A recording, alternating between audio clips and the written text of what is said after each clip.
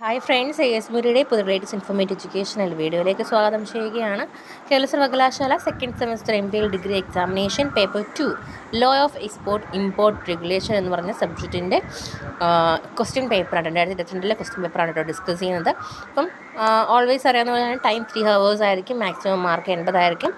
5 ചോദ്യങ്ങളായിരിക്കും ഉണ്ടാവുക. 5 ചോദ്യങ്ങൾ നിങ്ങൾ മസ്റ്റായിട്ട് ആൻസർ ചെയ്യേണ്ടതായിട്ടുണ്ട്.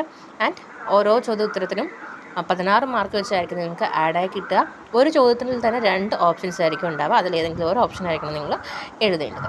അപ്പോൾ ഫസ്റ്റ് ക്വസ്റ്റ്യനിലേക്ക് പോകുമ്പം illustrate in your opinion how far the liberalisation policy affected in import and export of goods.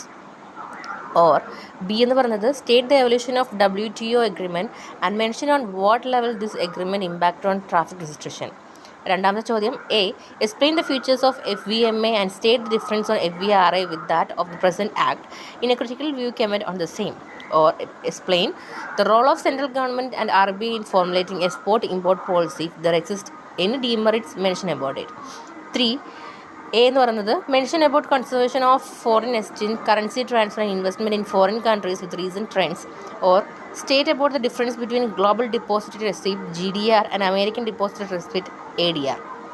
ഇനി നാലാമത്തെ ചോദ്യത്തിലേക്ക് പോകുമ്പം distinguish between FIIs foreign institutional investors and FDIs foreign direct investors with recent development.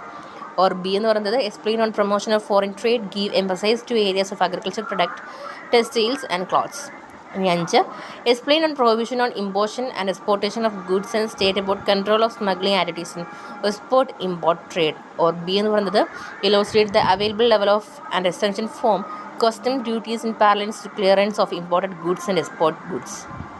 ഇത്രയുമാണ് ഈ ഒരു സബ്ജക്റ്റിൽ ലോ ഓഫ് എക്സ്പോർട്ട് ഇമ്പോർട്ട് റെഗുലേഷനിൽ 2022 previous year question paper എന്ന് പറയുന്നത്. ഈ ഒരു വീഡിയോ ഉപകാരപ്പെട്ടെന്ന് കരുതുന്നു. ആൻഡ് ആൾസോ നിങ്ങൾക്ക് ഈ ഒരു സബ്ജക്റ്റുമായി അല്ലെങ്കിൽ ഈ ഒരു MPയിലുമായി റിലേറ്റ് ചെയ്തിട്ടുള്ള മറ്റുള്ള പ്രീവിയസ് ക്വസ്റ്റ്യൻ പേപ്പർ ആവശ്യമാണെന്നുണ്ടെങ്കിൽ നമ്മുടെ ചാനലിൽ പ്ലേലിസ്റ്റിൽ പ്രീവിയസ് ഇയർ ക്വസ്റ്റ്യൻ പേപ്പർ എന്ന ആ ഒരു സെക്ഷനിൽ നിങ്ങൾക്ക് ഈ ഒരു ക്വസ്റ്റ്യൻ പേപ്പർ അവൈലബിൾ ആയിരിക്കും. തീർച്ചയായിട്ടും അത് ചെക്ക് ചെയ്യാം. ആൻഡ് സബ്സ്ക്രൈബ് ചെയ്യാൻ മറക്കരുത്. അതോടൊപ്പം ബെല്ലൈക്കൺ കൂടി എനേബിൾ ചെയ്യുക. എങ്കിൽ മാത്രമേ നമ്മൾ അപ്ലോഡ് ചെയ്യുന്ന കാര്യങ്ങൾ നിങ്ങളിലേക്ക് അപ്പോൾ എത്തുകയുള്ളൂ. Thank you.